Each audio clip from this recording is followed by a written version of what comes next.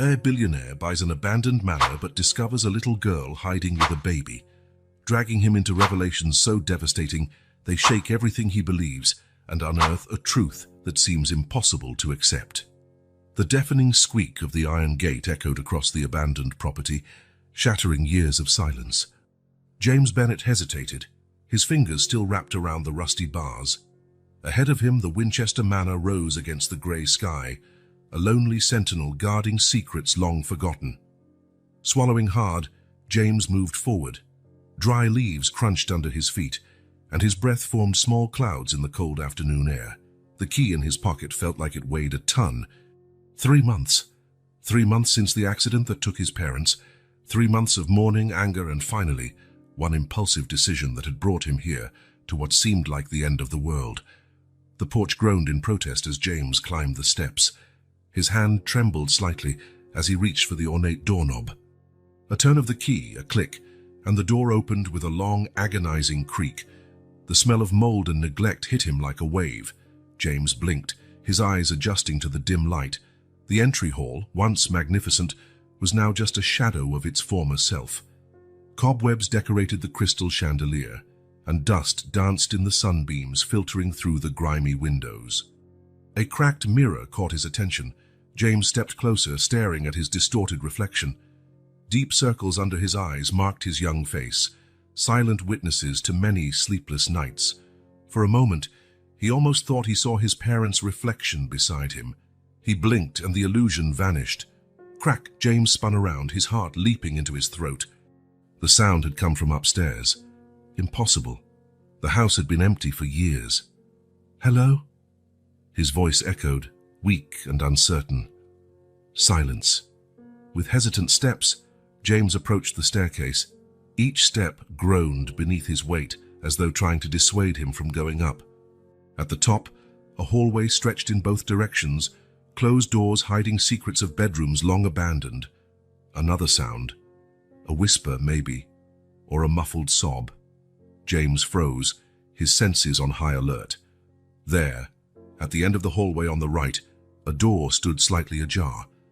A faint beam of light slipped through the gap. He moved forward slowly, his heart pounding in his chest. The faded wallpaper peeled from the walls, revealing water stains. Dusty portraits seemed to watch him, their gazes following his every step. Just a few feet from the door, James heard it clearly. A soft, almost inaudible cry, a child's cry.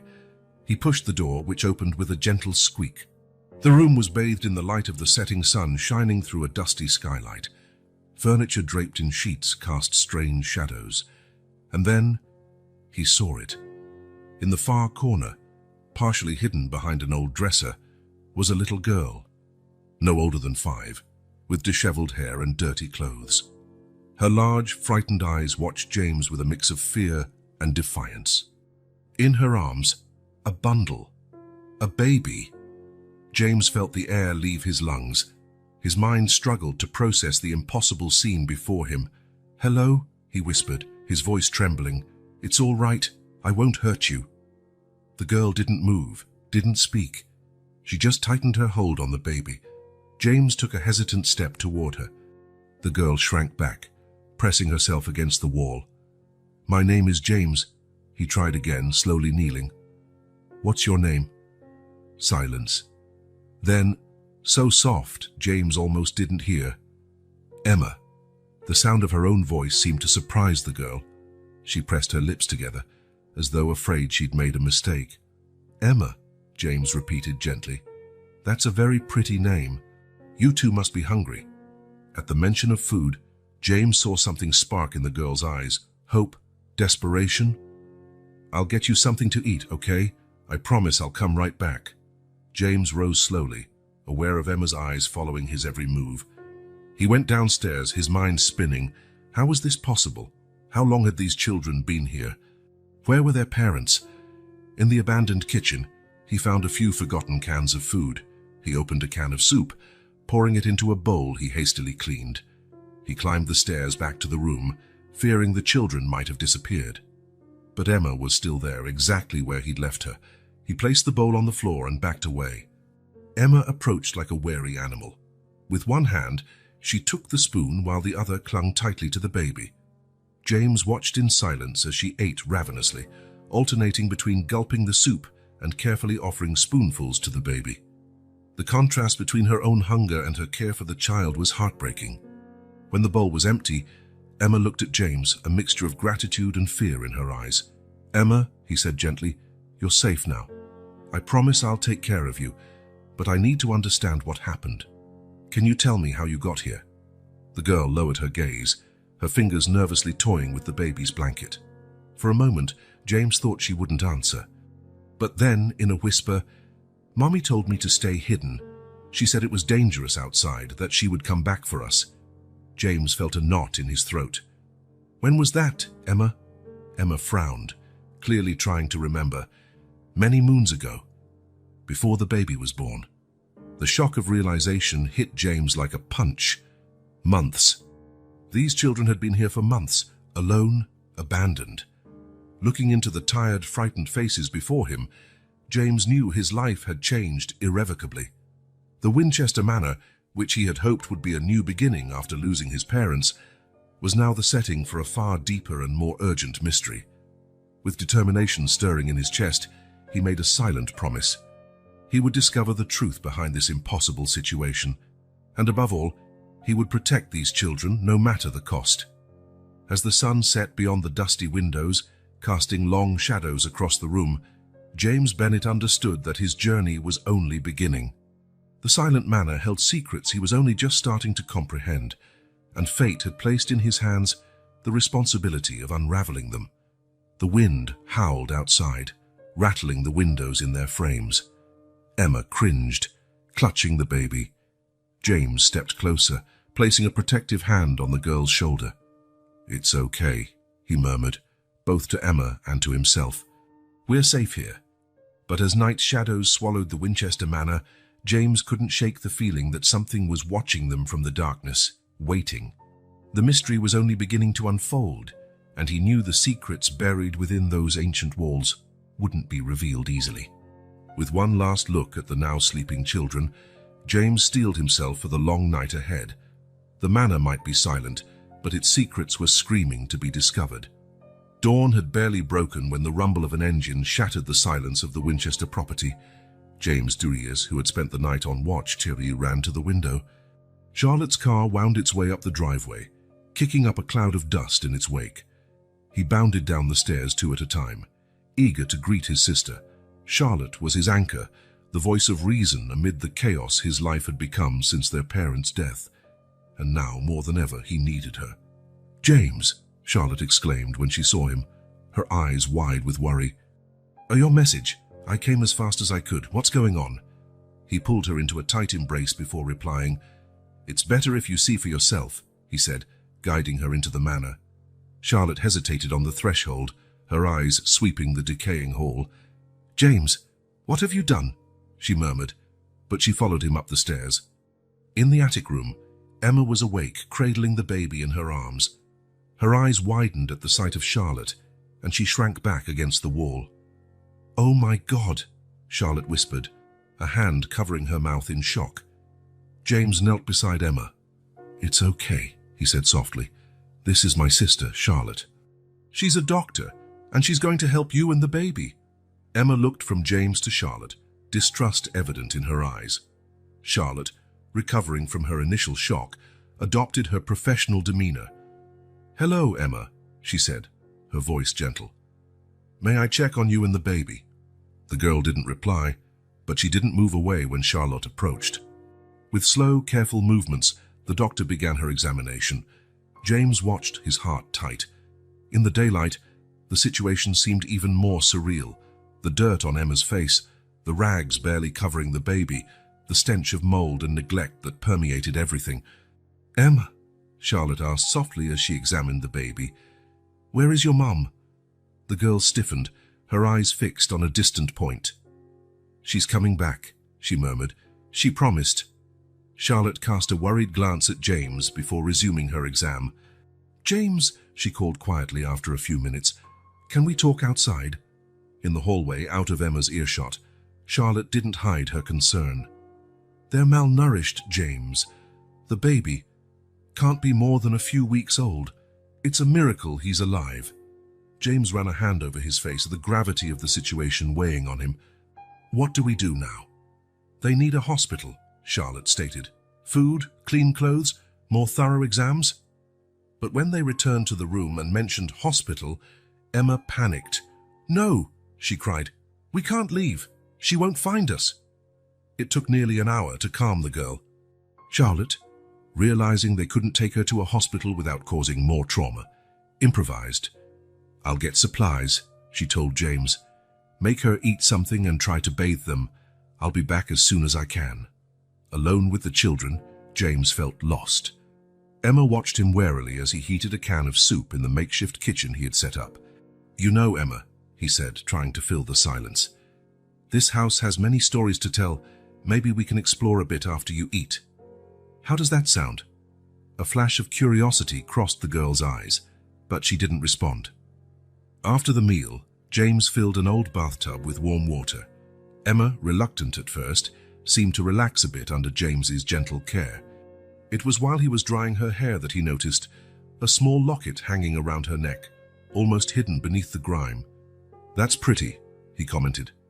Did your mum give it to you? Emma touched the locket, her eyes filling with tears. She said never to take it off, that it would keep us safe. James felt a chill run down his spine. There was more to this story than a simple case of a mother abandoning her children. With the children clean and fed, and Emma calmer, James decided to explore the manor. I'm going to look around the other rooms, he told her. Will you be okay here for a moment? Emma nodded, holding the sleeping baby close. In the master bedroom, James rummaged through drawers and closets, searching for any clue about the children's identity or what might have happened. That was when he found, hidden in the back of a drawer, an old diary, its leather cover worn by time. Carefully opening it, he read the inscription on the first page, Property of Isabel Winchester.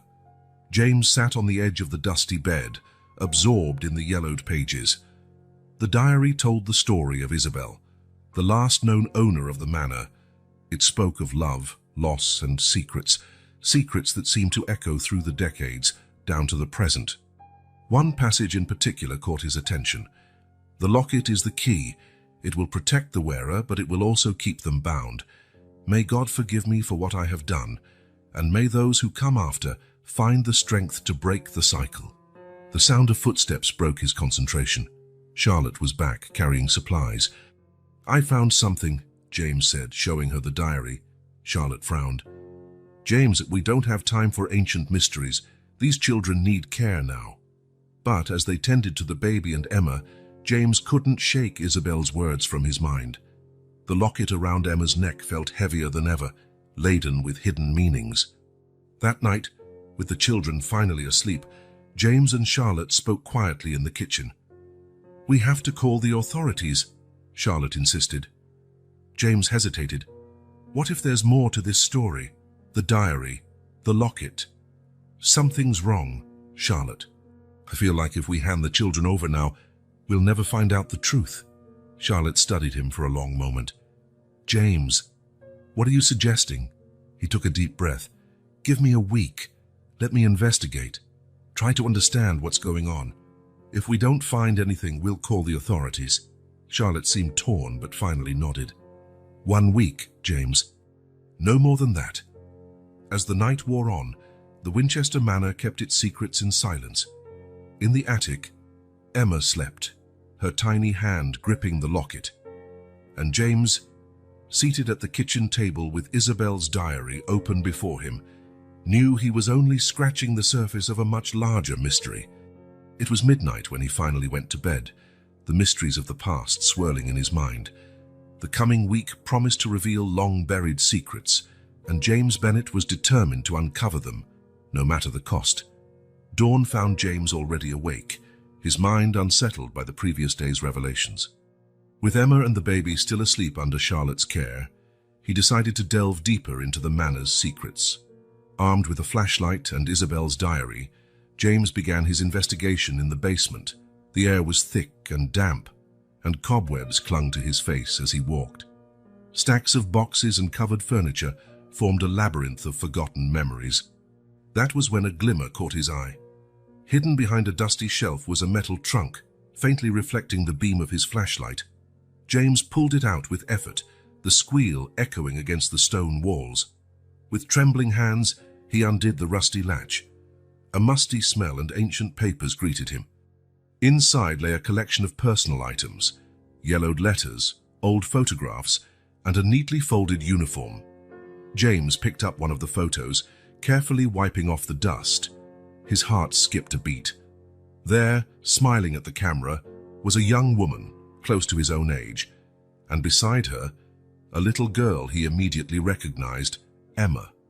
Turning the photo over, he read the inscription on the back, Sarah and Emma, summer 2020, just 5 years ago.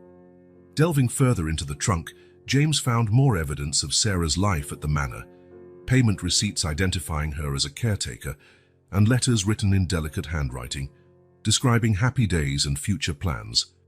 But as James moved through the chronology of documents, the tone changed. The last letters were frantic, filled with fear and paranoia. Sarah repeatedly mentioned them, saying they were after her and Emma. The final letter, dated only 6 months earlier, made James's blood run cold. If you're reading this, it means I couldn't make it back. Please protect Emma. The locket is the key. Don't let them find her. The truth is in the walls. James reread the letter several times, his mind spinning. Who were they? And what was the connection with the locket mentioned in Isabel's diary? A sharp cry snapped him out of his thoughts. Emma! James ran upstairs, nearly tripping in his desperation to reach the attic. There he found Charlotte trying to calm a panicked Emma, her eyes wide with terror. Fire! Emma screamed, struggling. It's everywhere.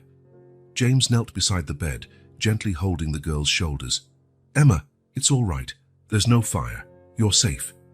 Slowly, Emma's eyes focused on James.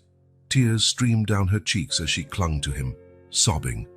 She said she'd come back, Emma murmured between sobs. But the fire took her away. James exchanged a worried look with Charlotte. Who? Emma. Who did the fire take away? Mommy, Emma whispered, before slipping into an exhausted sleep. With Emma asleep again, James showed Charlotte what he had found in the basement. The doctor examined the photos and letters with growing concern. James, this is serious, she said. If what these letters say is true, these children could be in real danger. James nodded solemnly. We need to find out what happened to Sarah, and what she meant by the truth is in the walls. Determined, James began examining every inch of the manor. He tapped on walls, listening for hollow spots. He removed paintings, searching for hidden compartments. For hours, his search turned up nothing. It was late afternoon, with the sunlight angling through the dusty windows, when James noticed something odd. A pattern on the office wall, almost imperceptible beneath layers of faded wallpaper. Heart pounding, he carefully peeled away the paper. As the wall was revealed, strange symbols and diagrams came into view, words in a language he didn't recognize interlaced with intricate drawings. Charlotte, he called, his voice trembling with excitement and fear. You need to see this. As the siblings examined the uncovered wall, Emma appeared in the office doorway, the baby in her arms. Her eyes widened at the symbols. The protection circle, she murmured, her voice distant. Mommy said it would keep us safe. James turned to her, surprised. Emma, do you know what this is? The girl nodded slowly. Mommy said it was ancient magic, that as long as we stayed inside the circle, they couldn't find us. James and Charlotte exchanged disbelieving looks. Magic? Protection circles? It seemed absurd, yet after everything they had seen and discovered, they couldn't dismiss Emma's words outright. Who are they, Emma? James asked gently. Who was your mum afraid of? Emma hugged the baby tighter, tears filling her eyes. The men in black, she whispered. They want the locket. Mommy said we should never let them have it. At that moment, as if emphasizing Emma's words, a cold wind blew through the manor, rattling the windows. Shadows seemed to lengthen, and James had the unsettling sense that they were being watched. Charlotte, always the voice of reason, broke the tense silence. That's enough for today. We all need rest and time to process what we've found. But as they prepared for another night in the manor haunted by secrets, James couldn't shake the feeling that they were only scratching the surface of something much bigger and much more dangerous than they could imagine. The locket around Emma's neck glowed faintly in the twilight, a silent reminder of mysteries yet to be solved and dangers that might be lurking close by. Night fell upon the Winchester Manor, bringing with it an unsettling stillness. James, unable to sleep, found himself once more poring over Isabel's diary by candlelight. The yellowed pages seemed to pulse with secrets in the flickering glow. With a deep sigh, he dived back into Isabel's words. March 20th, 1985. Sarah arrived today, so young, so full of life. She has no idea of the burden this house carries. But there's something about her, a strength, a resilience. Perhaps I've finally found someone trustworthy. James frowned. The date didn't make sense. The Sarah he'd seen in the photos couldn't have been here in 1985. Intrigued, and he kept reading. April 15th, 1985. The locket called to Sarah today. I saw the spark in her eyes when she touched it. The lineage is strong in her, even if she doesn't know it. I must protect her from what's coming, but how can I when I scarcely understand it myself? The following entries described a growing bond between Isabel and Sarah. The young caretaker seemed to have brought light back into Isabel's dark life. But there was always a hint of apprehension, an unspoken secret hanging in the air. September 7th, 1985. The fire came again in my dreams. I see Sarah engulfed in flames, the locket shining around her neck. Is history repeating itself? I can't allow it. Not this time. James shivered. Fire. Emma had mentioned fire in her nightmares. What was the connection? Turning the page, he encountered an entry that made his heart race. November 1st, 1985. It's done. The protection ritual was carried out. Sarah now carries not only the locket, but the burden of generations. May God forgive me for what I've done, but it was the only way to break the cycle. The manor will protect her, as well as anyone who comes after her. But the price? Oh, the price is terrible. The next pages were stained with tears, Isabel's handwriting becoming erratic. She wrote of guilt, sacrifice, and a curse passed down through generations. The final entry made James gasp.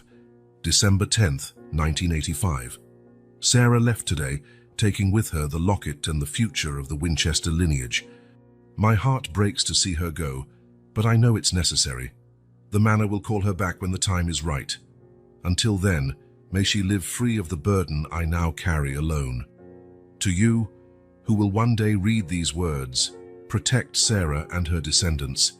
The locket is both blessing and curse. The fire will come again, but maybe this time we can finally extinguish it. May God have mercy on our souls. James shut the diary, his mind whirling. The story Isabel told seemed fantastic, impossible. Yet after all he'd witnessed in the past few days, he couldn't simply dismiss it. A soft sound made him turn. Emma stood in the doorway, the locket glowing faintly at her chest. I can't sleep, she murmured, her large eyes shining in the half-light. James smiled gently, extending his hand. Come on, let's make some hot chocolate. In the makeshift kitchen, James prepared the drink, while Emma watched curiously. The silence between them felt comfortable, unlike the tension of the earlier days. You know, James began softly, handing Emma a steaming mug. My mom used to make hot chocolate for me when I had nightmares. Emma took a cautious sip, her eyes widening in delight at the sweet taste. Your mom, she left too. James felt a lump in his throat. Yes, she and my dad, they had an accident. Emma studied him for a long moment. Do you feel sad like I do? Yes, James admitted, but it's okay to be sad sometimes. What matters is remembering the happy moments too. Emma nodded slowly, as though absorbing every word. Mommy and I had happy times here, she said quietly. Before the fire. James hesitated, not wanting to push, but knowing he needed to understand. Emma, can you tell me about the fire? The girl shuddered, gripping her mug tightly. It happened so fast, she whispered. Mommy woke me in the middle of the night. There was screaming, smoke everywhere. She gave me the locket and told me to run to the attic, not to leave until she came back. Tears began to roll down her cheeks. But she never came back. James felt his heart break. Gently, he pulled Emma into a hug, letting her cry on his shoulder. "It's okay," he murmured. "You're safe now." When Emma's sobs finally subsided, she pulled away, looking at James with a mix of gratitude and uncertainty. You're not going to leave too, are you?" The question surprised him. At that moment, James realized how much Emma was beginning to trust him. The responsibility felt daunting, but it also warmed his heart. "No, Emma," he promised. "I'm not going anywhere. We'll figure this out together, okay?" Emma nodded, a small smile curling her lips. It was the first time James had seen her smile, and the sight filled him with renewed resolve. As the night wore on, James reflected on everything he had discovered: Isabel's diary, Emma's memories, the mysterious locket, all intertwined in an ever-growing puzzle. But now, with Emma's growing trust, he knew he couldn't give up. Whatever secrets the Winchester Manor held, whatever danger the men in black posed, James was determined to protect Emma and uncover the truth. Midnight struck as he finally led Emma back to bed. Watching her fall asleep, the locket faintly glowing on her chest, James made a silent vow. He would find out what happened to Sarah, to Isabel, and to the curse that seemed to loom over the manor. Above all, he would keep Emma safe, no matter the cost. Dawn found James already up, determined to unearth more secrets of the Winchester Manor. With Emma and the baby in Charlotte's capable hands, he decided to explore an area he had neglected: the servants' quarters. The narrow hallway leading to the servants' rooms was covered in spiderwebs. James pushed open a rusted door, which yielded with a foreboding groan. The small, austere room held 2 single beds and a worn wardrobe. Opening the wardrobe revealed his first discovery of the day. Hidden beneath loose floorboards was a shoebox. Inside, he found a bundle of yellowed letters tied with a faded ribbon. Heart pounding, James untied the ribbon and picked up the first letter. "Dear Sarah, I know I promised not to contact you again, but things are getting worse. They're getting closer. The locket is not safe here. You must take it to the manor. It's the only place where it will be protected. Please, be careful. They'll do anything to get it. With love, M." James frowned. M. Who could it be? And why was the locket so important? He read on, each letter more urgent than the last. The final one, dated just a few months ago, made his blood run cold. "Sarah, they found out. There's no more time. Take Emma and the locket to the manor now. Activate the protection circle. It's our only hope. Trust no one. M." James carefully replaced the letters, his mind racing with new information. Clearly, Sarah and Emma hadn't hidden in the manor by chance. But who were they? And why was the locket so crucial? Determined to find more answers, James continued searching the room. That's when he noticed something odd. One of the floorboards looked slightly out of place. Carefully, he pried it open, revealing a small, secret compartment. Inside, he found a black notebook and a flash drive. The notebook was filled with cryptic notes and complex diagrams. James recognized some of the symbols from the office walls. There were mentions of ancient rituals, energy lines, and something called the convergence. Anxious to see what was on the flash drive, James ran to the laptop he'd brought, but his excitement soon turned to frustration. The files were password protected. Exhausted but filled with new questions, James decided to take a break. Heading back to the kitchen, he found Emma sitting at the table, drawing. "Hey there, kiddo," he said, taking a seat next to her. "What are you drawing?" Emma hesitated a moment before showing him the sketch. A female figure surrounded by flames, something bright at her neck. It's Mommy," she whispered, tears filling her eyes. James's heart clenched. Gently, he placed a hand on Emma's shoulder. "Do you want to tell me about her?" Emma remained silent for so long James thought she wouldn't reply. But then, quietly, she began to speak. "It was on a stormy night," she said, her eyes fixed on the drawing. "Mommy was agitated, looking out the window the whole time. Then we heard a noise outside. James listened intently, careful not to interrupt Emma's flow of memories. Mommy held me tight and said she loved me. She put the locket around my neck and told me never to take it off. Then she went out. Emma lifted her gaze, meeting James's eyes. I waited a long time, but she never came back. James fought back tears. Emma, did you see or hear anything after your mom left? The girl frowned, concentrating. I heard voices, men's voices. They sounded angry.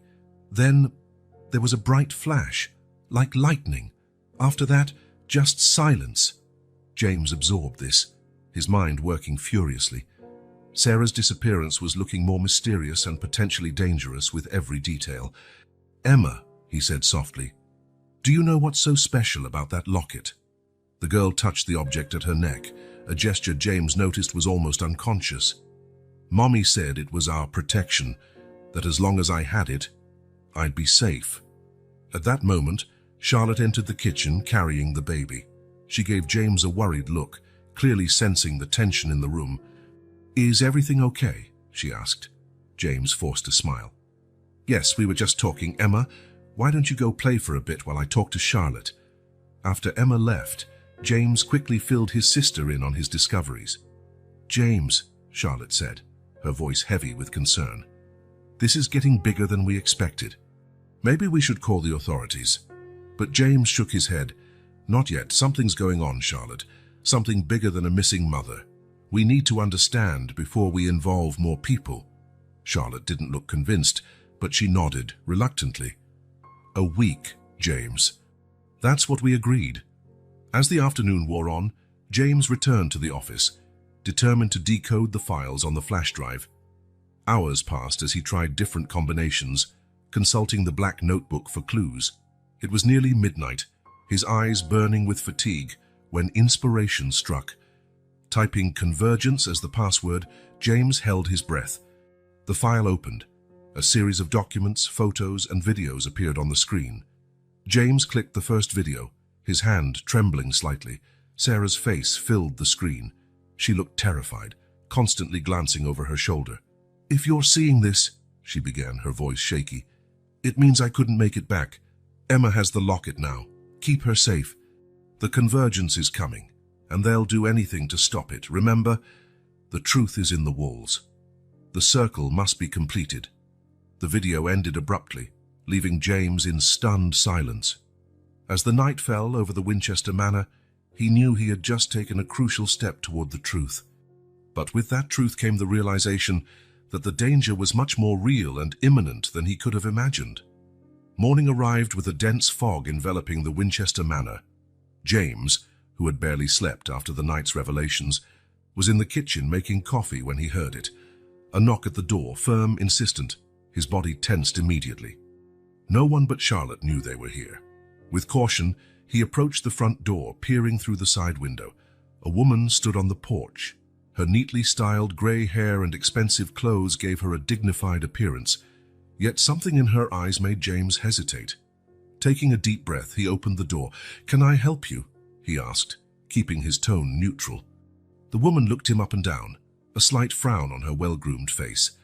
"I'm Marie Durand," she said, her voice carrying a faint French accent. "I'm looking for my granddaughter."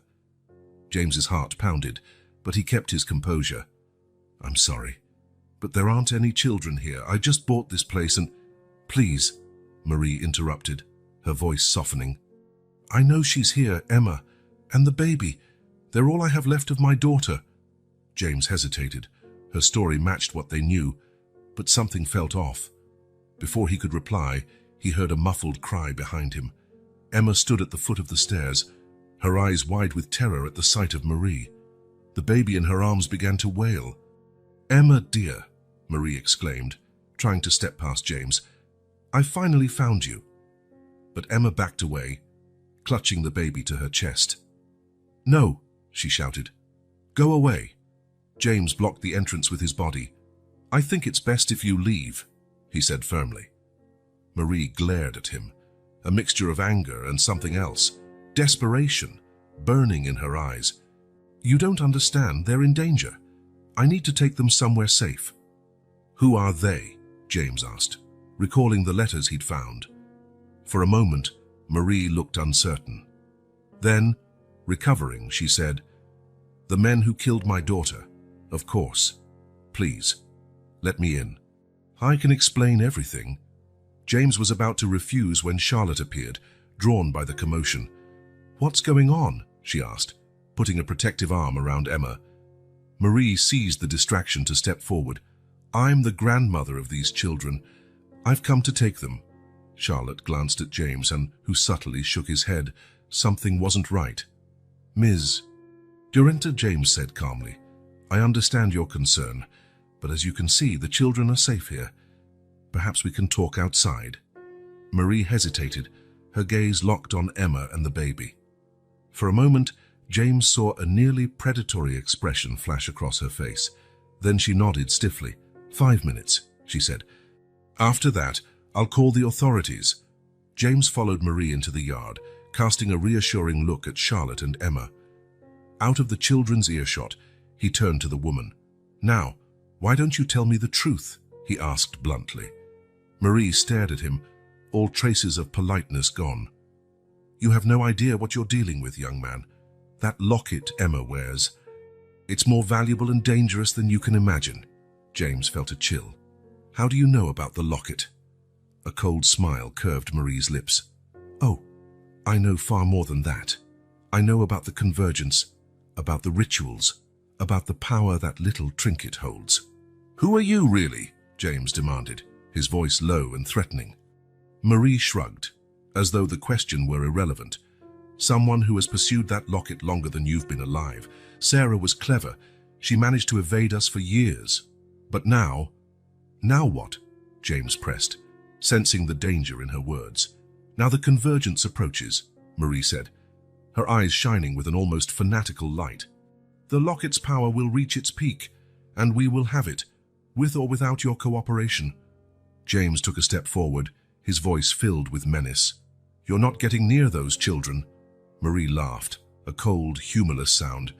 "Oh, my dear boy, do you really think you can stop us? We have resources you can't even imagine." Before James could respond, a scream came from the house. "Emma!" He turned and ran, his heart hammering in his chest. At the door, he saw Charlotte struggling with 2 men dressed in black, while a third tried to grab Emma. With a roar of rage, James launched himself at the nearest attacker. The element of surprise was on his side, and he managed to knock the man down. Charlotte, seizing the distraction, kicked the other man, making him stagger. "Emma, run!" James shouted, blocking the path of the third assailant. The girl didn't hesitate. Holding the baby, she bolted up the stairs. The fight that followed was brutal and quick. James and Charlotte, fueled by adrenaline and the need to protect the children, managed to overpower their attackers. When it was over, the 3 men lay unconscious on the living room floor. Marie had vanished. James, panting and sporting a cut on his lip, looked at Charlotte. "Are you okay?" She nodded, pale, a bruise already forming on her cheek. "The kids." Together they raced upstairs, calling for Emma. They found her huddled in the attic, shaking but unharmed. While Charlotte comforted the children, James glanced out the window. In the distance, he saw a black car speeding away. Reality slammed into him. This was no longer just a mystery to solve. This was a fight, and the stakes were higher than he ever could have imagined. Turning back to his sister and the children, James made a decision. "We have to leave. Now." The sun was beginning to set when they left the Winchester Manor, unsure of what the future held but determined to protect the secret they now knew they carried. As he drove down the dark road, James glanced at the manor in the rearview mirror. For a moment, he could have sworn he saw a figure in the attic window, watching them leave. The battle had only just begun. The roadside motel wasn't ideal, but it offered the anonymity they needed. James stood by the foggy window, his eyes scanning the empty parking lot for any suspicious movement. Behind him, Charlotte tried to calm a restless Emma and a crying baby. "Shh, it's all right," Charlotte murmured, rocking the baby, but her eyes, meeting James's, told a different story. 3 days had passed since their hasty escape from the Winchester Manor. 3 days of back roads, constant vigilance and sleepless nights. James moved away from the window, running a hand over his tired face. "How are they?" he asked quietly. Charlotte sighed, placing the now sleeping baby into a makeshift crib. "Physically, they're okay. But emotionally—" She paused, throwing a worried glance at Emma, who sat curled in the corner, arms around her knees. "James, these kids have been through severe trauma. Emma barely speaks and has constant nightmares, and the baby, he cries at the slightest noise." James felt guilt pressing down on him. He wanted to protect them, but instead he seemed to be dragging them into more danger. "What do we do now?" Charlotte asked, her voice filled with exhaustion and worry. Before James could answer, his phone vibrated, an unknown number. His heart pounded as he answered. "Mr. Bennett," a cold voice said on the other end. "I trust you're enjoying your e-trip." James felt the blood drain from his face. "Who is this? What do you want?" A humorless laugh. "What we want is simple. The locket. Hand it over, and we'll leave you and your adopted family in peace." "And if I refuse?" James challenged, trying to keep his voice steady. A pause for effect. "Then I'm afraid we can't guarantee anyone's safety. Not your sister, not the children, not yours." The call ended abruptly, leaving James stunned. "Who was it?" Charlotte asked, noting his expression. James hesitated, not wanting to heighten the fear already in the room. But Charlotte deserved to know. He quickly recounted the threat. "God, James," she whispered, horrified. "This is insane. We have to go to the police." But James shook his head. "And say what? That we're being chased because of a magical locket? That a woman claiming to be a grandmother tried to kidnap the children? Without solid proof, we'll sound crazy." Charlotte seemed ready to argue, but she was interrupted by a sharp cry. Emma, jolted by another nightmare, stared at them with terrified eyes. While Charlotte hurried to comfort the girl, James made a decision. They couldn't keep hopping from motel to motel. The children needed stability, safety. "We're going back," he announced. Charlotte looked at him as though he'd gone mad. "Back? To the manor?" "James, that's exactly what they expect." "Exactly," James nodded. "It's the last place they'd look for us. Besides, remember what we found on the walls, the protection circle. If there's any truth to all of this, that's where we'll be safest." Charlotte still looked unconvinced, but Emma's sobbing and the baby's whimpers were powerful arguments. Reluctantly, she agreed. The next morning, they set off. James drove, constantly checking the rearview mirror. Charlotte sat in the back seat, keeping the children close. The drive back was tense. Every passing car seemed a potential threat. Every stop for gas or a bathroom break was a calculated risk. It was near nightfall when real danger showed itself. A black SUV appeared out of nowhere, pulling up alongside them on the deserted road. "James!" Charlotte yelled as she saw the vehicle closing in dangerously. James slammed his foot on the gas, the engine protesting. The SUV advanced, trying to force them off the road. "Hang on!" James shouted, making a risky maneuver. The car skidded, turning onto a dirt road. The SUV followed, kicking up a cloud of dust. In the rearview mirror, James could see men in black in the back seat. Emma was crying, the baby screaming. Charlotte tried to soothe them while bracing herself against the car door. That's when James saw it, an old narrow bridge over a raging river up ahead. "Charlotte," he yelled over the roar of the engine. "When I say now, get down and shield the kids."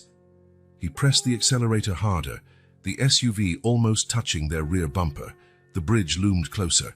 "Now!" James jerked the wheel. The car fishtailed, skidding sideways across the bridge. For a terrifying moment, two wheels hung over the edge of the abyss.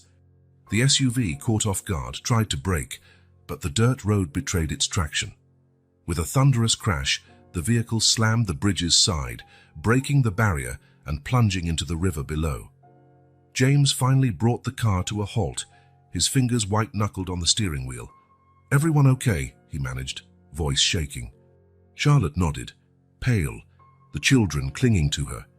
For long minutes, they stayed there, gasping for breath, listening only to the sound of rushing water below and Emma's muffled sobs. Finally, James started the car again. "Let's go," he said softly. "We're almost home." As they drove away from the scene, night's shadows seemed to close in around them.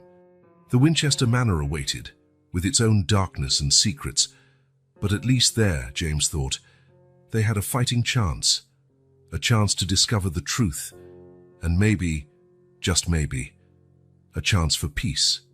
The locket around Emma's neck glowed faintly in the darkness, as though answering unspoken thoughts. The battle was far from over.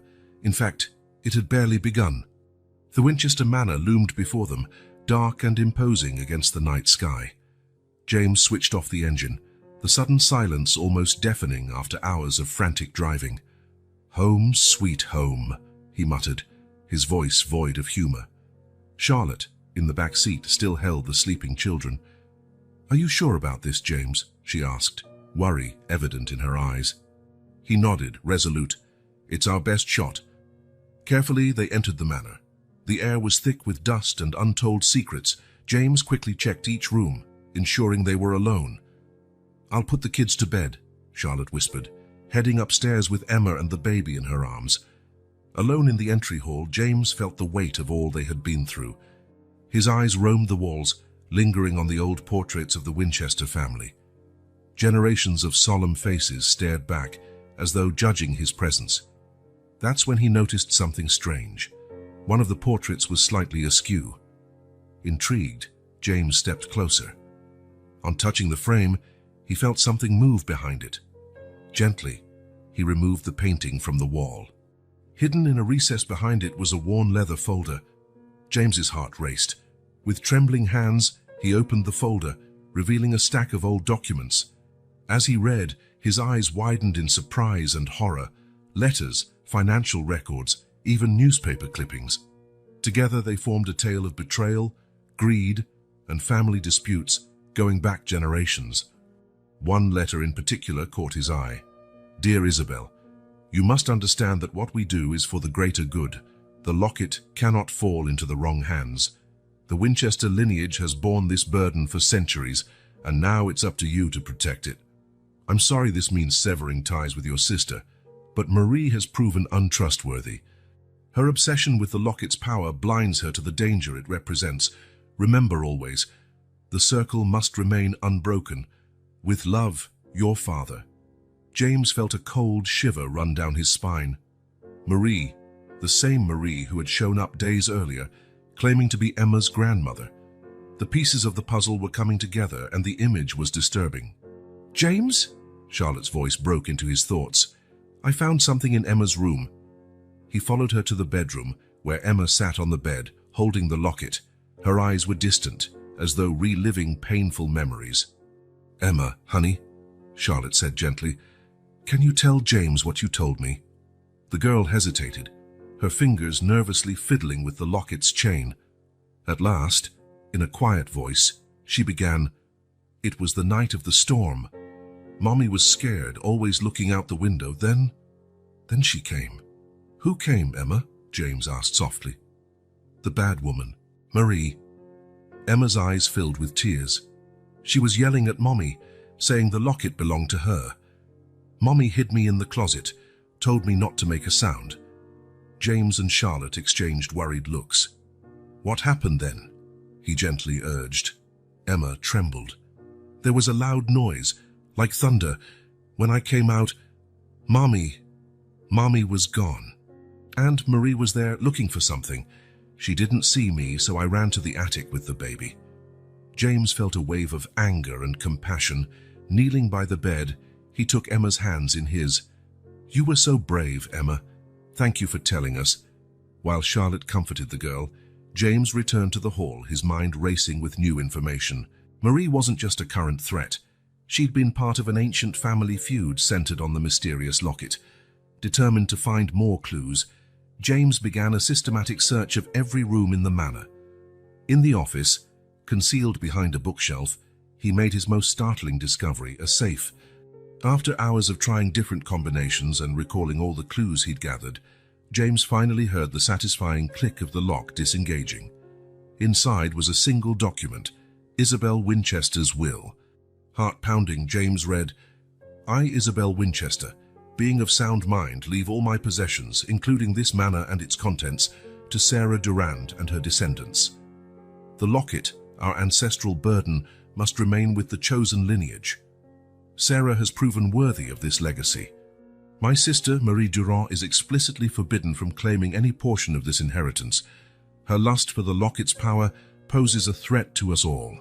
May the circle remain unbroken. May the convergence find the guardians prepared. James let the document fall, stunned by its implications. Sarah, Emma's mother, was the rightful heir. Whatever powers the locket held, it belonged to Emma by right. But with that right came a danger James could only begin to comprehend. Returning to the bedroom, he found Charlotte asleep beside Emma. The baby dozed peacefully in a makeshift crib. James looked at the scene, feeling the weight of responsibility on his shoulders. They were no longer just fugitives. They were guardians of an ancient legacy, protectors of a secret many would kill to possess. The locket around Emma's neck glowed faintly in the darkness, as though echoing James's unspoken thoughts. Outside, the wind howled, reflecting the turmoil of the past and the threats of the future. James knew the real battle was only beginning. Marie and her allies would return, that was certain. But now, armed with knowledge of the past and a resolve to protect Emma and the Winchester legacy, James was ready to face whatever lay ahead. The old manor creaked and groaned in the rising wind, as if preparing for the coming storm. Within its ancient walls, centuries-old secrets intertwined with the fate of a little girl and a seemingly ordinary pendant. The past had returned, bringing with it long, menacing shadows.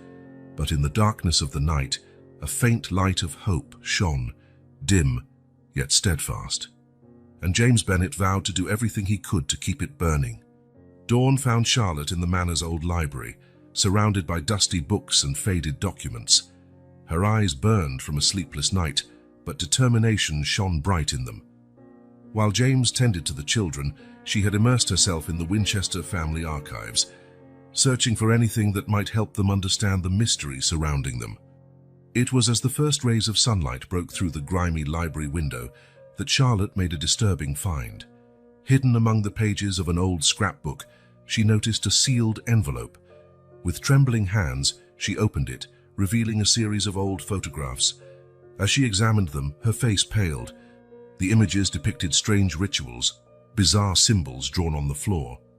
And at the center of everything, the very same locket now resting on Emma's chest. But what truly chilled her was the last photo. In it, a woman bearing an uncanny resemblance to Marie stood over a fallen figure, the locket gleaming in her hand. "James," she called, her voice quivering. "So you need to see this." Moments later, James entered the library, exhaustion etched into his features. "What's going on?" he asked, noticing Charlotte's alarmed expression. Wordlessly, she handed him the photos. James flipped through them, his face growing more grim with each one. "This confirms our suspicions," he muttered. "Marie isn't just some power-hungry relative. She's involved in something far more sinister." Charlotte nodded gravely. "James, what are we going to do? These children are caught in the middle of something we barely understand." Before he could answer, a shrill scream echoed through the manor. "Emma!"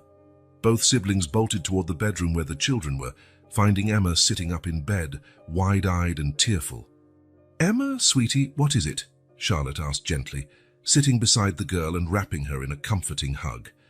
Between sobs, Emma began talking, her words tumbling out in a frantic rush. I saw her again. The bad woman. She was in my dream. But it wasn't just a dream, it was a memory. She hurt Mommy." James knelt in front of her, his voice calm but firm. "Emma, can you tell us exactly what you saw?" The girl squeezed her eyes shut as though trying to block out the images.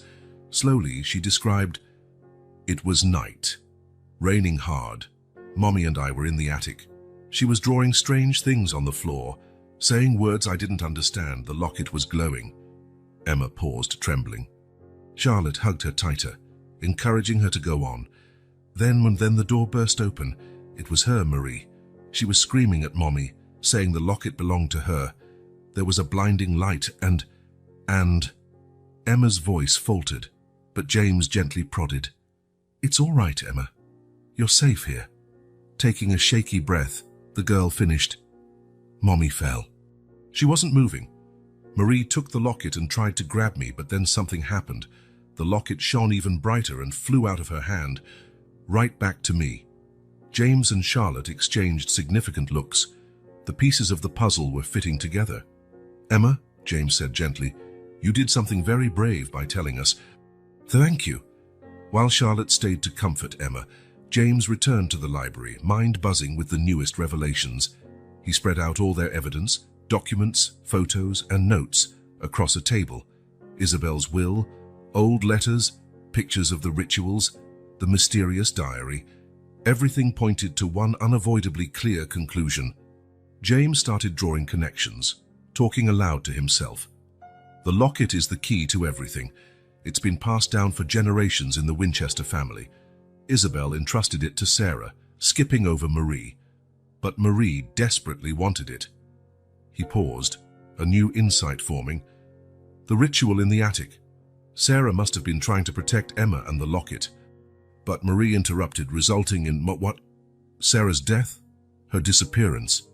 James pressed on, the puzzle coming together quickly. But the locket chose Emma. Why? What makes Emma special? And why couldn't Marie just take it back? He glanced at Isabel's diary, rereading crucial passages. The circle must remain unbroken. The convergence is coming. The locket is both blessing and curse. Suddenly, James had a flash of understanding. He rushed back to the bedroom, where Charlotte was still consoling Emma. The circle! He exclaimed. Emma, you said your mom was drawing on the floor. Was it a circle? Emma nodded slowly. Yes, a big circle with weird symbols. James felt a rush of excitement. The protection circle. That's why Marie couldn't get the locket. It's why she can't enter the manor unless invited. Charlotte looked confused. James Wan, what are you talking about? He sat down, trying to organize his thoughts. Think about it. All the clues point to some kind of mystical power associated with the locket and the Winchester lineage. The protection circle mentioned over and over must be some barrier of sorts. Sarah must have activated the circle that night, he continued. When Marie interfered, something went wrong, but the circle still did its job. It protected Emma and made the locket choose her as its new guardian. Charlotte seemed skeptical, but she couldn't deny the logic in James's theory. But that still doesn't explain where Sarah is or why these people are so desperate to have the locket. James nodded gravely. You're right. There's more. All the references to the convergence. I think it's some kind of event. Something important enough for Marie to risk everything to get the locket first. Emma, who had been silently listening, spoke up suddenly. Mommy talked about it. The convergence. She said it was when the stars lined up and the veil between worlds got thin. James and Charlotte turned to the girl, startled. It was the first time Emma had spoken so freely about her mother's teachings. Emma, James asked gently, do you know when it's supposed to happen? The girl frowned, thinking hard. Mommy said, it would be when the moon turned red like blood, Charlotte gasped. The lunar eclipse. It's scheduled for 3 days from now. James stood abruptly, a new urgency in his movements. We have to prepare. Marie and her allies will come, I'm sure. And when they do, we have to be ready. As the sun rose higher in the sky, casting long shadows through the manor's corridors, the 4 residents braced themselves for the crucial days ahead. Secrets had been unveiled, yet many mysteries remained. What really happened to Sarah? What was the true power of the locket? And what would happen when the convergence finally arrived? With time running out and danger closing in, James, Charlotte, Emma, and the baby found themselves at the center of a supernatural storm where past and present collided, and the fate of far more than just their own lives was at stake. The relentless ticking of the old grandfather clock echoed through the silent halls of the Winchester Manor. James, seated in the dusty library, flipped frantically through Isabel's diary, searching for any clue he might have missed. Charlotte entered quietly, carrying 2 cups of coffee. Any progress? She asked, handing 1 cup to James. He sighed, rubbing his tired eyes. Maybe there's something here, a mention of a hidden vault. But I can't decipher where exactly. Charlotte leaned in, studying the page James indicated. Isabel's flowing script danced across the page. True treasure lies not in gold or jewels, but in the legacy we leave behind. May the key to the future be safeguarded where past and present meet, where the morning light first touches the heart of the house. The heart of the house, Charlotte murmured thoughtfully. What could that mean? James jumped to his feet, an idea sparking. The stained glass window in the main entrance. Remember how it glows when the sun rises? With renewed urgency, the two rushed to the entry hall. The grand stained glass window, depicting the Winchester family tree, dominated the wall above the door. There! Charlotte exclaimed, pointing to a tiny symbol almost invisible at the base of the tree. James moved closer, examining the symbol. It was a miniature keyhole, cleverly hidden in the design. The locket, he whispered. It must be the key. At that moment, Emma appeared at the top of the stairs, the locket faintly glowing at her chest. What are you guys doing? She asked, still groggy. James turned to her, a gentle smile on his face. Emma, sweetheart, can we see your locket for a moment? I think we've found something important. Hesitant, the girl descended the stairs. Her eyes flicked between James and Charlotte, a mix of trust and apprehension. Carefully, James removed the locket from Emma's neck and inserted it into the tiny keyhole. With a soft click, a hidden mechanism engaged. Slowly, a section of the panel slid aside, revealing a secret compartment. Inside lay an ornate wooden box and a sealed envelope. James carefully lifted them out, feeling the weight of history in his hands. Gathered in the library, James opened the envelope with care. Charlotte's voice trembled slightly as she read it aloud. My dear Sarah, if you are reading this, it means the time has come. The burden I've carried for so many years now passes to you. From the day you arrived at this house, a frightened young woman seeking refuge, I knew there was something special about you. Not by blood, but by the strength of your character and the purity of your heart.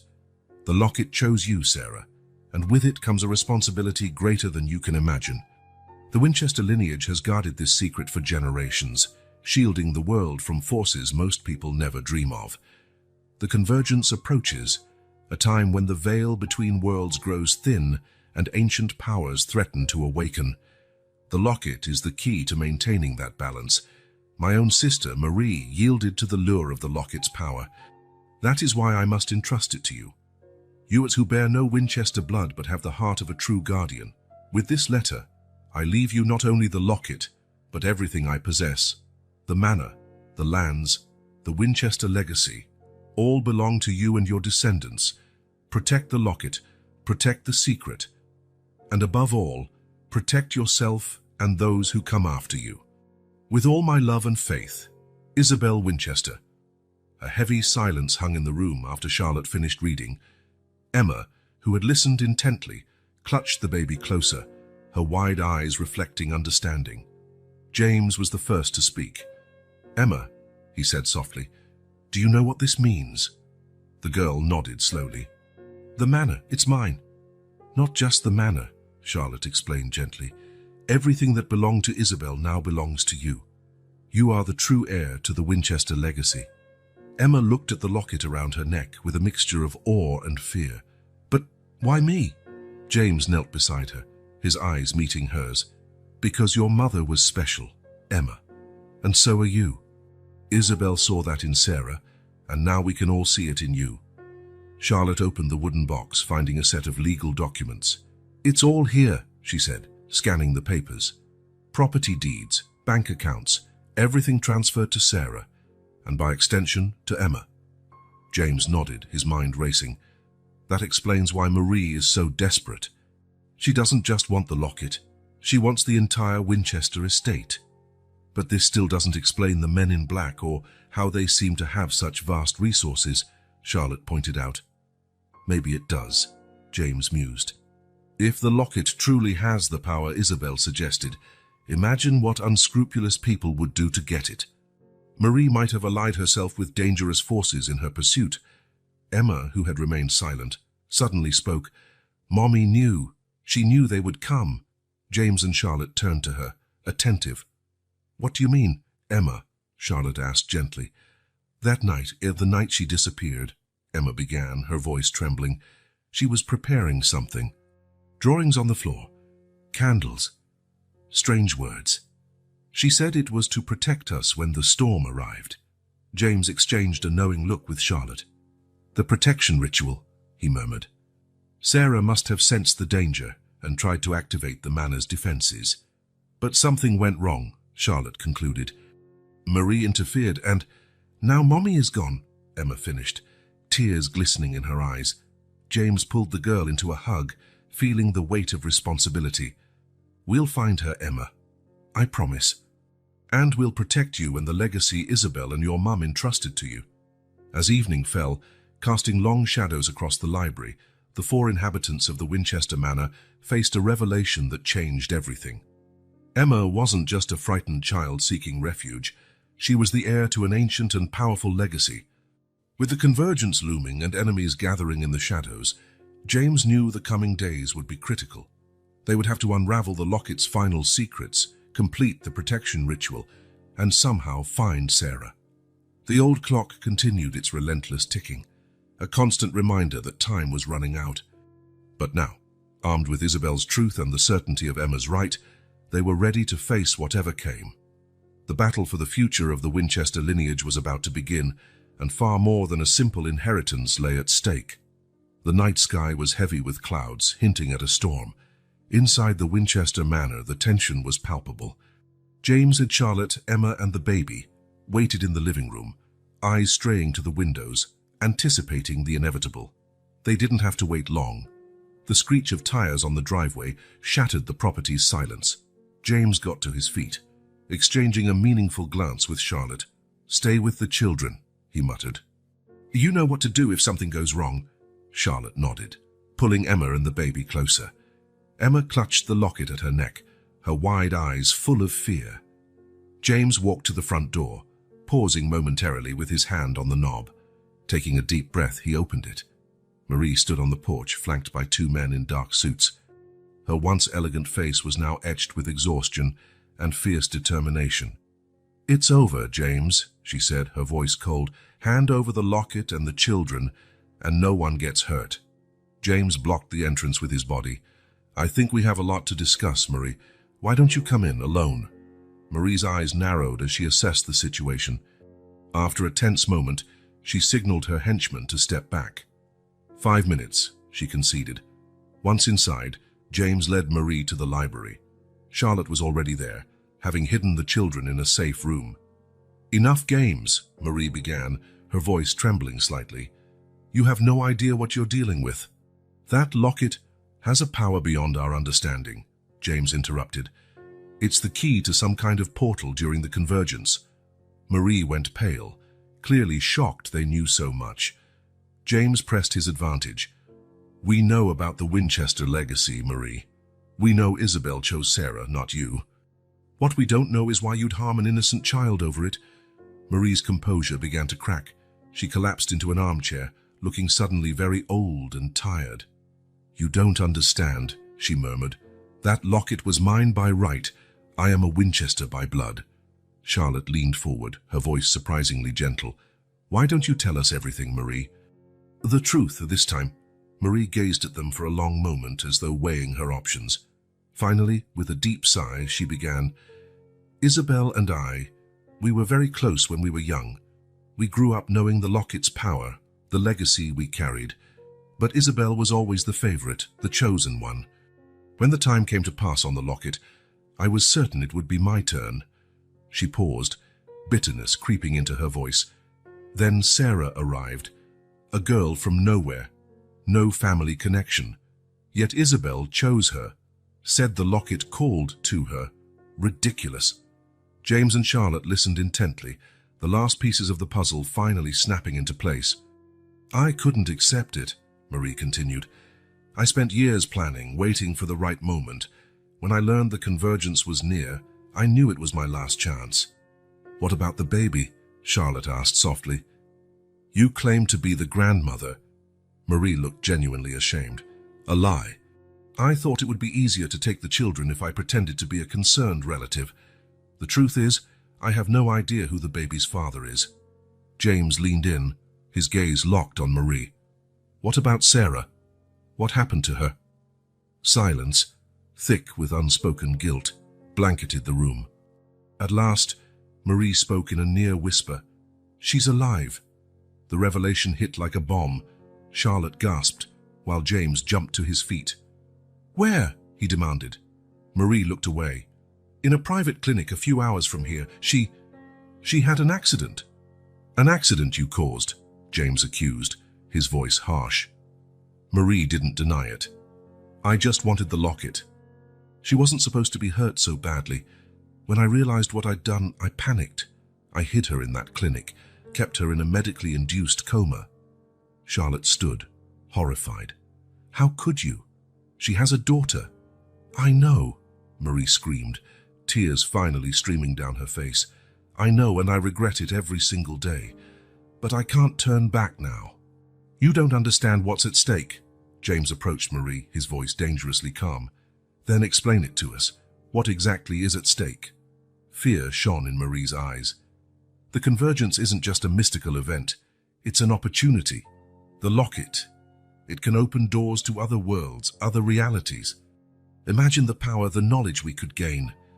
Or the horrors we could unleash, Charlotte muttered. Marie nodded reluctantly. Yes, there are risks. That's why the locket has always been protected, passed from guardian to guardian.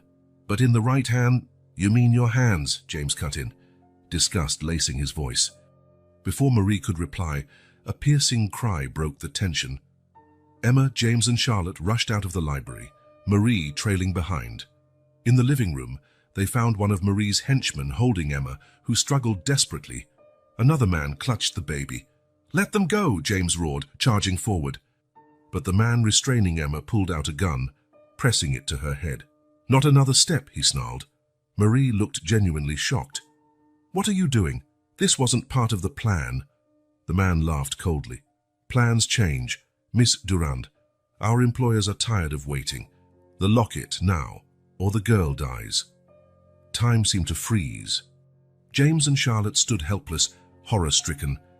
Marie's gaze darted from Emma to the henchman, torn between her own obsession and the child's life.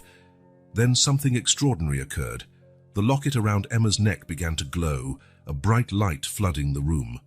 The men shouted, dropping the children and covering their eyes. Amid the chaos, James grabbed Emma and the baby, pulling them to safety. Charlotte quickly positioned herself between them and the attackers. When the light dimmed, the men in suits were gone, as though they had never been there. Marie stood kneeling, staring at Emma with a mixture of fear and awe. The locket, she whispered. It really chose her. James held Emma protectively, meeting Marie's gaze. It's over, he said firmly. No more lies, no more games.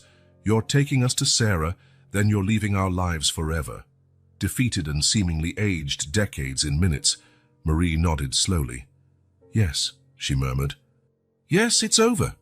As the storm finally broke outside, those inside the Winchester Manor prepared to set out on a journey that could reunite a family long separated and, perhaps, finally bring peace to the turbulent legacy they carried. The truth had been revealed, but the consequences of that truth were still unfolding. With the convergence looming and the locket's power more evident than ever, the future remained uncertain. Yet for the first time in a while, a glimmer of hope appeared on the horizon. The hallway of the private hospital seemed endless. James, Charlotte, and Emma walked in silence, their footsteps echoing off the sterile white walls. Marie followed, flanked by 2 police officers, her expression a mask of remorse and resignation. At last, they reached the indicated room. James hesitated, hand on the doorknob, looking down at Emma. The girl clutched the locket, her eyes full of hope and fear. Are you ready? He asked gently. Emma nodded, unable to speak. The door opened, revealing a scene forever seared into their memories. Sarah, pale and fragile but undeniably alive, sat upright in her bed, blinking in confusion at the light. "Mommy!" Emma screamed, rushing into Sarah's arms. The sound of her daughter's voice seemed to awaken something in Sarah. Her eyes focused, tears rolling down her cheeks as she embraced Emma with all the strength her weakened body could muster. "My baby," she whispered, her voice raspy from disuse. "My sweet Emma." Not a single dry eye remained in the room. Even the officers looked moved. While mother and daughter reunited, the doctors explained to James and Charlotte the miracle they had witnessed. Against all odds, Sarah had awakened from her medically induced coma the moment Emma's locket lit up at the manor. "It's as though something called her back," one of the doctors remarked, baffled. James glanced at the locket, still glowing softly around Emma's neck. How many more secrets did this object hold? As the hours passed and Sarah regained more awareness, she began to fill in the missing pieces of the story. "The baby," she said, looking at the child in Charlotte's arms. "He's not mine, as you must have guessed." James nodded, encouraging her to continue. Sarah took a deep breath before revealing, "He's Isabel's baby." That bombshell dropped onto the room with startling impact. Marie, standing nearby, gasped audibly. "But how?" Charlotte asked, gazing at the baby with new eyes. Sarah explained, "Isabel discovered she was pregnant shortly before she died. She knew she wouldn't survive childbirth and asked me to protect the child. The baby. He's special. Just like Emma." James began to understand. The Winchester legacy. It's not just the locket, it's the blood. Sarah nodded. "Exactly. Isabel knew Marie would do anything to gain the locket's power. She trusted me to protect both the pendant and the family's future." Marie, who had been silent, looked devastated. I didn't know," she murmured. "If I had known the baby was Isabel's." "You would have done what?" James asked harshly. "Given up your obsessive quest for power." Marie lowered her head, speechless. Sarah continued, describing how she discovered Marie's plans and tried to complete the protection ritual the night of the accident. "I almost succeeded," she said, squeezing Emma's hand. "But Marie arrived before I could finish. There was a struggle, and, well, you know the rest." The police officers, who had heard everything, stepped forward. "Ms. Durstand," one announced, "you're under arrest for attempted homicide and fraudulence," cuffing Marie. Marie offered no resistance. As they led her away, she cast one final look at Sarah and Emma. "I'm sorry," she whispered, "for everything." With Marie gone, attention shifted back to Sarah and the children. The baby, as though sensing the importance of the moment, began to cry. Sarah extended her arms, and Charlotte gently placed the child in her lap. "Hello, little one," Sarah murmured, tears in her eyes. "I'm so sorry it took me so long to come back for you." Emma snuggled up beside her mother, one hand on the baby, the other holding the locket. "We're together now," she said simply. James and Charlotte watched, feeling they were witnessing something truly extraordinary. The Winchester legacy, so full of secrets and dangers, had found its rightful guardians. "What now?" Charlotte asked James in a low voice. He smiled, feeling a genuine sense of hope for the first time in days. "Now, we protect them. And we prepare for whatever the convergence brings." As the sun set outside the hospital window, casting a golden glow over the scene, a sense of peace and purpose filled the room. The secrets were out, the lies exposed. The road ahead remained uncertain, with the convergence approaching and the locket's mysteries still to be unveiled. But with Sarah back, Emma stepping into her role as heir to the Winchester legacy, and Isabel's baby safe, there was a sense that, whatever came next, they would face it together. Night settled over the city, but within that hospital room, a new light had dawned. A light of hope, family, and a future that, while challenging, promised to be extraordinary. Autumn had arrived at the Winchester Manor, painting the garden trees in shades of red and gold. The crisp air carried promises of new beginnings, echoing the changes in the lives of its occupants over the last few months.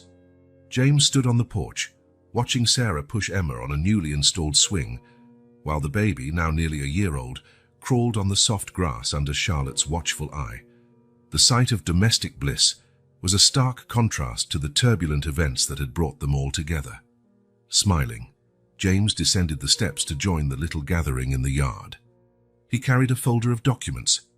"It's all set," he announced, handing the folder to Sarah. "The manor and all Winchester properties are now officially under your 3 names." Sarah took the papers reverently, tears shining in her eyes. "James, I don't know how to thank you for everything you've done." James shook his head, gently interrupting. "There's nothing to thank. This is your home, your legacy. It always was." Emma, who had joined them, looked curiously at the documents. "What does that mean, Mommy?" Sarah knelt to Emma's level, a soft smile on her lips. "It means, my love, that this is officially our home now. Yours, mine, and little Thomas's." Emma's eyes widened. "Thomas? Is that the baby's name?" Sarah nodded. "Yes, it was Isabel's father's name. I thought it would be a lovely tribute." James watched as Emma processed this, her small face serious with concentration. "So, Thomas is my little brother now." "Yes, sweetheart," Sarah confirmed, pulling Emma into a hug. "We're a family. You, me, and Thomas. And even though he's not my child by blood, I love him as if he were, just like Isabel loved me." Emma touched the locket at her neck, now clean and shining in the sunlight. "Is that why the locket chose me? Because we're a family?" Charlotte, who had come closer with Thomas in her arms, smiled at the girl. "The locket recognized the love and courage in your heart, Emma. Just like Isabel saw those qualities in your mum." Emma seemed to reflect on this before smiling, her face lighting up. "Then I'll be the best big sister in the world for Thomas."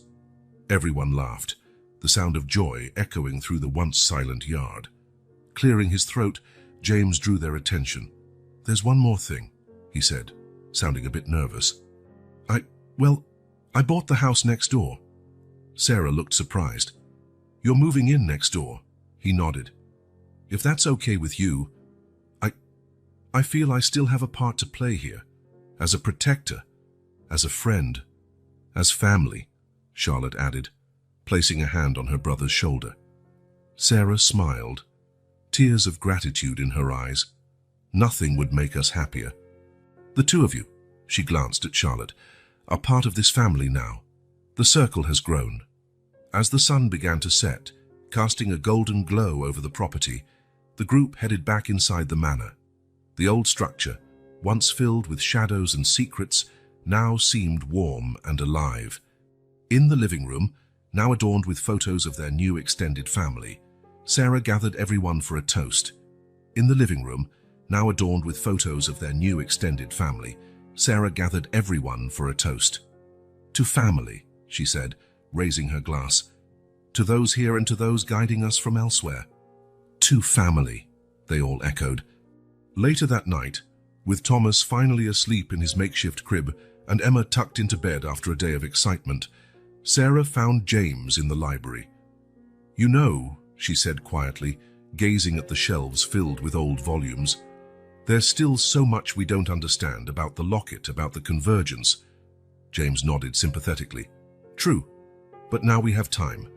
And more importantly, we have each other." Sarah smiled, picking up one of Isabel's journals. She always wrote about the power of love, how it was the real magic behind all this. "I think I'm just beginning to understand what she meant." "Love brought us this far," James agreed, "and it will lead us forward, no matter what the future holds." Outside, a full moon shone over the property, bathing it in silver light. The locket, resting on Emma's sleeping chest, glimmered faintly as though responding to a distant call. The days that followed brought a comfortable routine to the Winchester Manor. Mornings were filled with children's laughter and the aroma of fresh coffee. Afternoons saw Emma and Thomas playing in the garden under Sarah's watchful eye, while James and Charlotte often joined them for casual lunches or family dinners. The library, once a place of hidden fears, became a haven of learning. Sarah spent hours there, poring over Isabel's journals and deciphering the manor's more mysterious documents with help from James and Charlotte. Emma, always curious, frequently joined them, absorbing stories of past generations and the true significance of her role as the locket's guardian. By nightfall, when the manor grew quiet, it wasn't unusual to find them all gathered in the living room. Charlotte would share stories in her soft voice, lulling Thomas to sleep. James and Sarah would discuss plans for the future, plans for protecting and nurturing the legacy they now shared. And Emma, curled up on the rug with a fairy tale book, would occasionally glance around in awe at the family she'd found. The Winchester Manor, once symbolic of secrets and sorrow, felt transformed. Its walls, which had echoed with whispers of conspiracy and ancient fears, now resonated with laughter and gentle words. Dark corridors gave way to inviting spaces, adorned with photographs and mementos of happier moments. The locket, still mysterious in many respects, seemed less like a burden and more like a blessing. Its faint glow was a constant reminder of Isabel's love, Sarah's courage, and Emma's innocence, all linked by a legacy of protection and care. Though the convergence still loomed on the horizon, an event they would one day have to confront, there was a growing sense that, together, they could face any challenge. The protection circle, both literal and figurative, had been fortified by the love and trust that now filled the manor. And so the Winchester Manor entered a new era, one of love, forgiveness, and fresh starts. In this era, the past secrets became guides for the future rather than burdens. In this era, a family, connected not only by blood but by choice and destiny, would stand ready for whatever lay ahead, united and strong,